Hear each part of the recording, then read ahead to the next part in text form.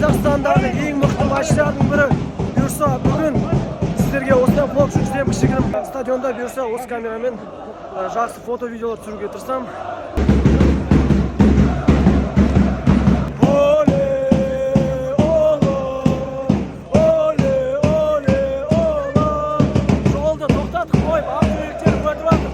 Метромен Жібек жол станциясынан Байқоңыр станциясынан барамыз, стадионға дейін осы метромен барамыз.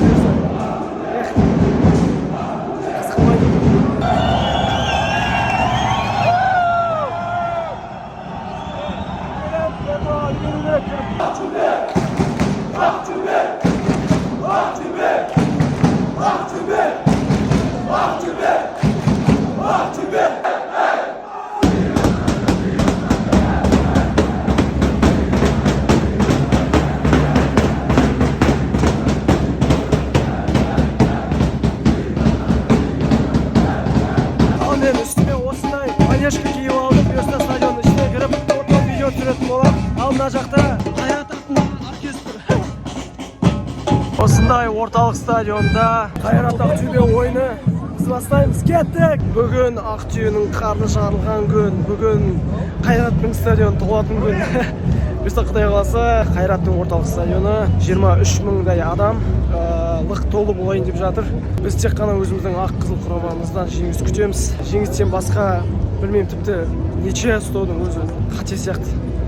Себебі 8 мыңға жуық Ақтөбенің жанкүйерлері клубымызды қолдайтын болады. Не болса да сәттілік, алға жігіттер. Ана жақта Қайраттың Алатау фансы бар, шатаспасам білмеймін. Короче, болельщиктері айқайлап жатыр. Енді Ақтөбеге қарсы өздерінің нелері бар.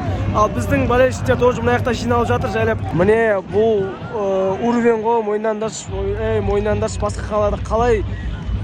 Басқа қалада бұлай жиналмайды ғой, матчтың басталуына әлі 1 сағат бар. Сонда да міне жайлап толтырып бастап жатырмыз. Бұйырса күшті перформанстармен күшті көңіл күй күтеміз біздің жанкүйерлерден. Ойыншылар дайындалуға шықты. Мен мына жерден фотоға тұрып тұрған шайым бар. Арман Кеңесов, Арманды түсірейік.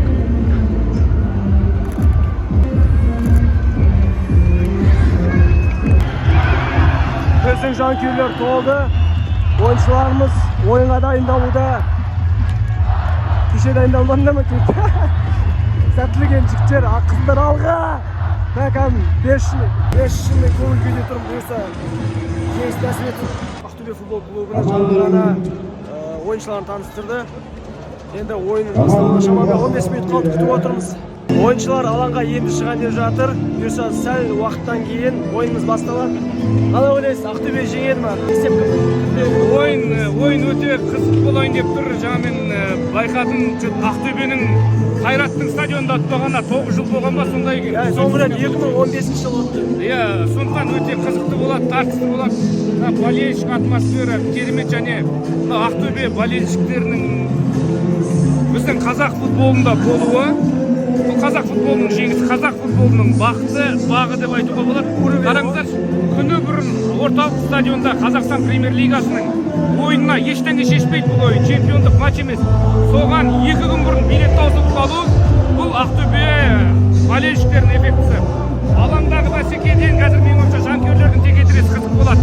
Керемет, Ақтөбе секілді команданың біздің елде болуы, Ақтөбенің жанкүйерлердің біздің елде болуы, бұл үлкен мәртебе. Соған қуана білейік, және Қайраттың жанкүйерлердің де дәл осылай стадион толтырғанына дән ризамыз. Шын мықты, ешкімнің көмегінсіз, төрешінің қателігінсіз жеңіске жетсін. Ал ойынды бастаймыз. Сәттілік, Ақтөбе, алға Ақтөбе.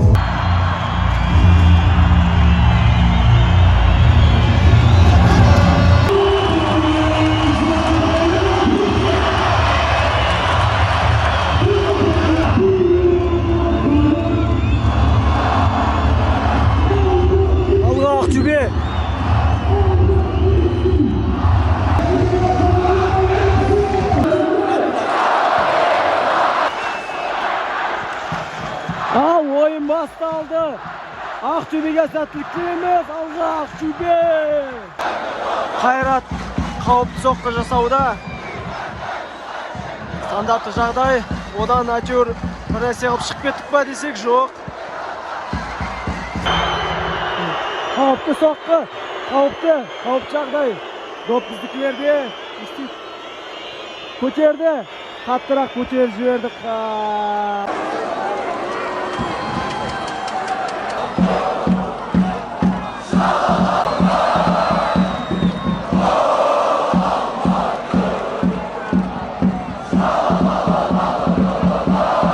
Ойын уже 15 минутқа келді. Біздер жылдан гол көрмедік.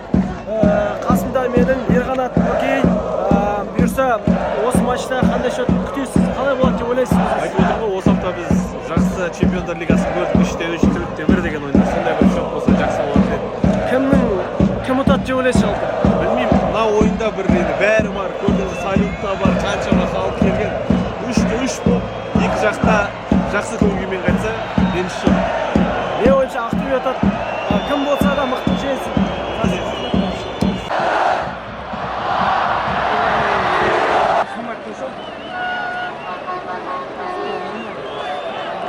Ойынның 35 минуты болып жатыр, бірақ біздер әлі екі тараптан да гол көрмедік. Бірақ өте напряжен, өте қызық ойын болып жатыр. Кім бірінші болып есепті ашады екен, қызық болып тұр.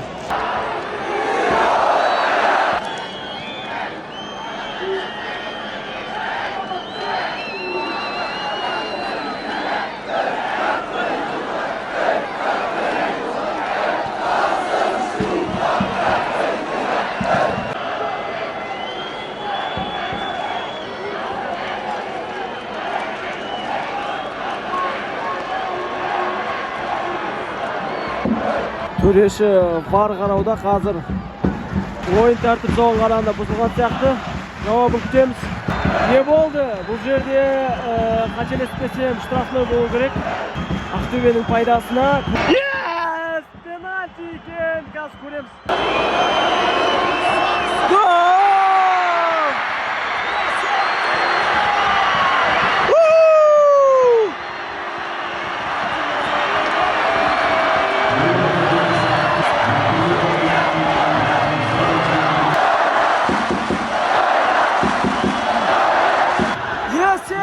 Есеп 1-0.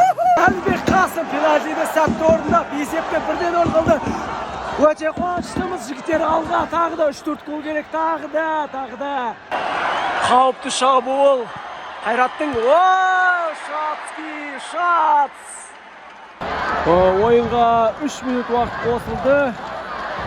3 минутта қауіпті шабуылдар бола ма екен, көрейік. Осымен бірінші тайм бітті. Екінші таймнан өте көп голдар мен қызықтар күтеміз, қауіпті шабуылдар күтеміз. Жақсы сезім. Ең басында бірінші таймда жеңіп демалысқа шығып жатырмыз. Алға Ақтөбе! Қазір екінші тайм басталды. Бұйырса жігіттерден жеңіс күтеміз. Тағы да 3-4 гол күтеміз. Есеп 0-1. Әлі 51-ші минуттамыз. Мен ойымша есеп 3-1 Ақтөбенің есесіне деп ойлаймын. Қазір екінші голды біздікілер салатын тәқті 2-0 қылып деген үміттеміз. Алдыңғы жылғы хейттен кейін Данияр Сахи осы ойынның төрешісі. Шамалы Ақтөбеден қорқып десек те болады шығар. Әйтеуір бірақ таза нәрселерді естіп жатыр. Бұл жолы бір сөзбен айтқанда әділ төрелік етіп жатыр. Әзірше көреміз енді ойында. Әрине бұл Қайраттың жанкүйерлеріне ұнамайды, сондықтан осындай боғауызбен төрешінің дұрыс қызмет етпей жатқан, дұрыс төрелік көрсетпей жатқан айтып шағымдануда. Бірақ мен Ақтөбенің жанкүйері ретінде менің ойымша бәрі нормально, бәрі әділ. Не болса да кім мықты сол жеңсін. Артымызда Қайраттың жанкүйерлері бір нәрсе деп айқайлап жатыр. Түсініксіз не деп жатыр? Тыңдап көріңдерші өздерің. Не білмеймін. Не деп жатыр? Көреміз. Ойынды көрейік. Қайраттықтар қауіпті шабуыл жасауда. Өте қауіпті.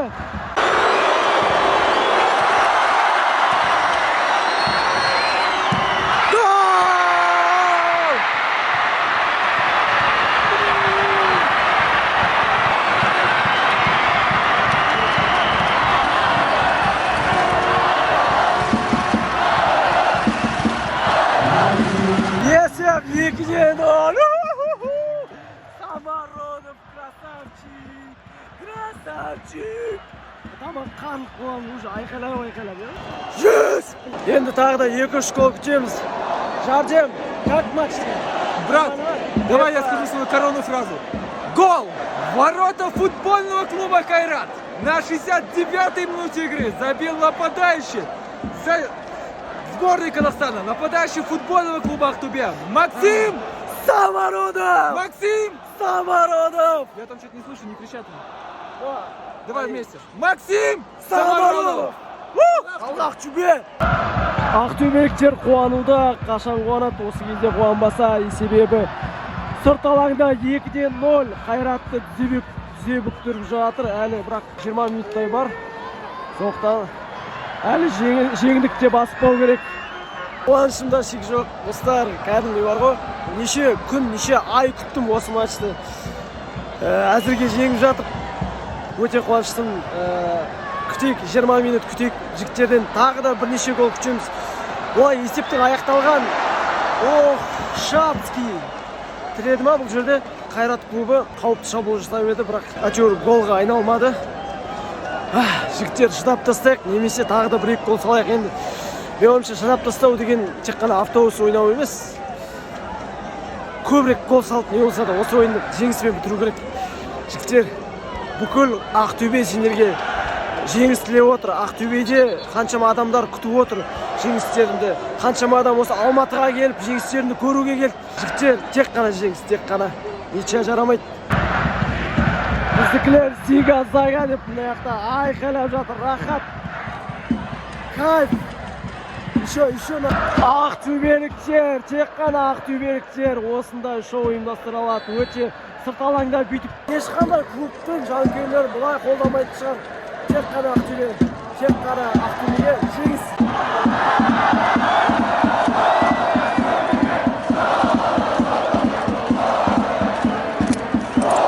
Жігіттер дайындалып жатыр. Себалиус пен Думбия ойынға шыққысы келіп жатыр. Шығарында шытам деп тұрған сияқты. Думбия айратын сияқты. Тағы да біздің шабуыл. Мына жақ вперед Ақтөбе деп, мына жақ алға Ақтөбе деп. Осы 10 секторды толтырған ақтөбеліктер керемет қолдау көрсетіп жатыр өзінің командасына. Ал мына жерде кейбір Қайраттың болельшіктері үйлеріне қарай қайтып бара жатыр, себебі білет.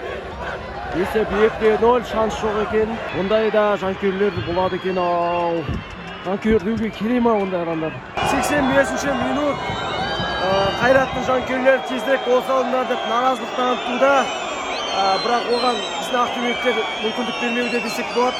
Бірақ екі жақта қауіпті шабуылдар жасап жатыр. Көреміз кімнің жолы болады. Ақтөбе жолы. Негізі бар ғой, біздің ақтөбеліктер отырып жатса, біз жанкүйерлер, мен өзім мысалға лично тағы да голдан талап етем да. Ұтып жатырық қой, біздер уақыт содан тұрайық, осылай қалсын деп жоқ.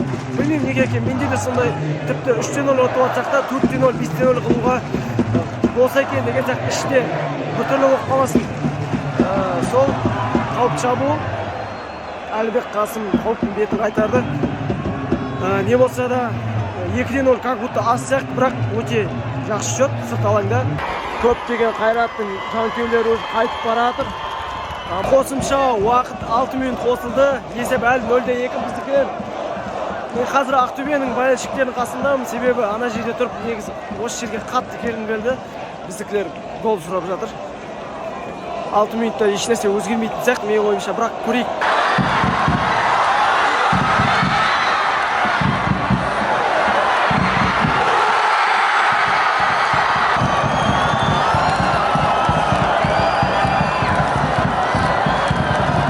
Жаңа ғана қауіп шабылды. Гол! Гол!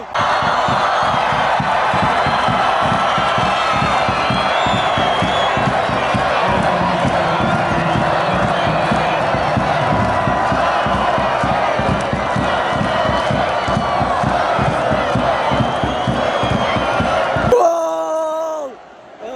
Жаңа ғана төреші қайтан бардан қарап 3-0 есеп гол екен, қайттан барлап айтты. Өте қуанышымыз, есеп 3-0.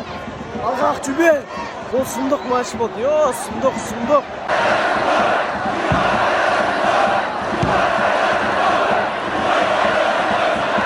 Мана ғана толып тұрған мына жердің барлығы босап қалған, көріп тұрғандарыңыздай.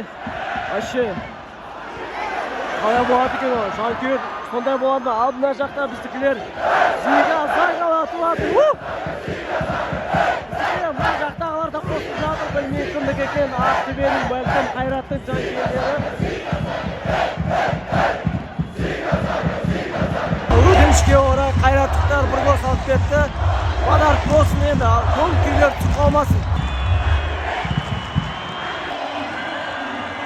Бітті, жеңдік, Құдайға шүкір бітті-ау.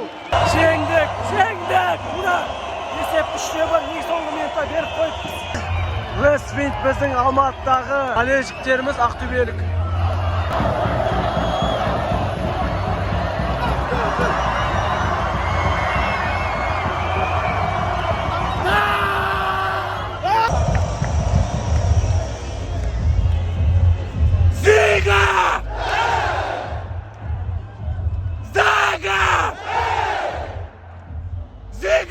Ziga Zaga!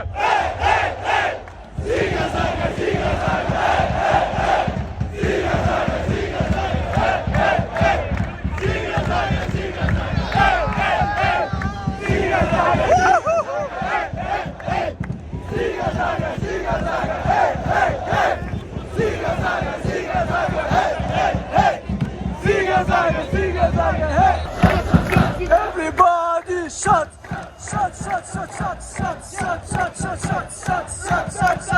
Everybody!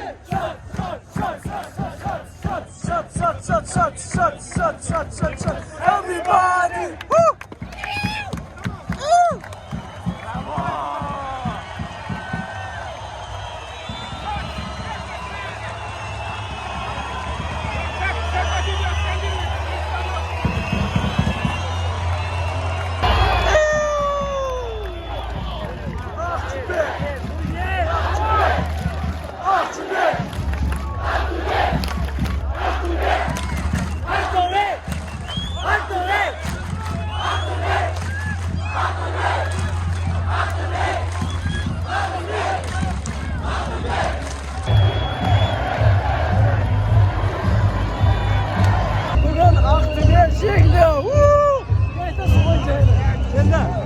Барымызға ойнады. Мына команда осылай. Қайратта жақсы ойнады. Мына таза, мына Алматыға праздник болды. Рахмет сізге көп. Осымен ойын бітті. Құдайға шүкір. 9 жылдан кейін Ақтөбе сырт алаңда Қайратты жеңді. Аллаға шүкір, Алла! Мен қазір қатты қуанып тұрмын. Себебі бірнеше айдан бері күттік. Барлық алматылық Қайраттың болельшіктеріне сәлем жолдаймын. Өзім достарым да бар арасында. Сендер де жақсы ойнадыңдар, келесі жолы ұтасыңдар. Бірақ келесі жолда Ақтөбеде ұтсақ, мен ойымша бұйырса келесі жылы, осы жылы біздер уже студент өмірімізді бітіріп Алматыдан кетуіміз де мүмкін. Бірақ осы матч үшін арнайы келесі жылы тағы да келуге тырысам. Келесі выпусктарда тағы да кездескенше Алматыдан сәлем. Давайте.